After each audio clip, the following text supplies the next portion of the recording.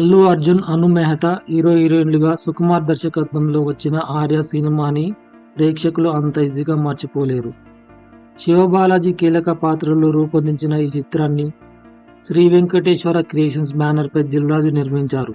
2004 మే 7న 'Arya' cinema release అయ్యింది. ఈ cinema release అయ్యి 20 ఏళ్లు పూర్తి కావస్తున్న సందర్భంగా 'ఆర్య' మూవీ గురించి ఇంట్రెస్టింగ్ విషయాలు తెలుసుకుందాం.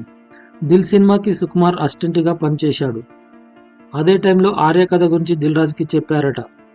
దిల్ సెట్స్లోనే నితిన్కి కూడా చెప్పమన్నారట. కానీ నితిన్ ఫస్ట్ హాఫ్ విని సెకండ్ హాఫ్ వినలేదట. ఆ తర్వాత దిల్ రాజు పూర్తిగా 'ఆర్య' కథ విన్న తర్వాత సెకండ్ హాఫ్ నచ్చలేదట.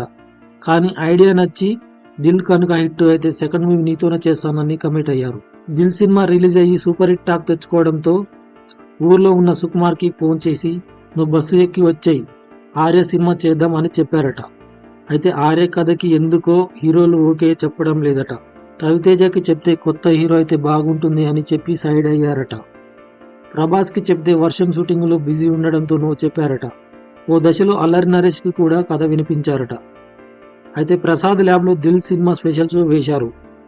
ఆ షోకి అల్లు అర్జున్ వచ్చారు.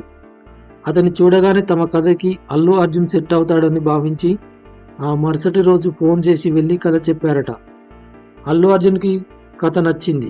కానీ అల్లు అరవింద్కి సెకండ్ హాఫ్ నచ్చలేదట. దీంతో మళ్ళీ దానిపై వర్క్ చేసి ముందుగా అల్లు అర్జున్కి వినిపించి ఆ తర్వాత అల్లు అరవింద్కి వినిపించారు. ఆ తర్వాత చిరంజీవికి కూడా వినిపించారు. ఆయన కూడా కథ బాగుంది అని చెప్పారట. మొత్తానికి 'ఆర్య' ప్రాజెక్ట్కి ముహూర్తం ఫిక్స్ చేశారు. 2004 మే 7న పెద్ద అంచనాలు లేకుండా రిలీజ్ అయ్యి బ్లాక్ బాస్టర్ అయ్యింది.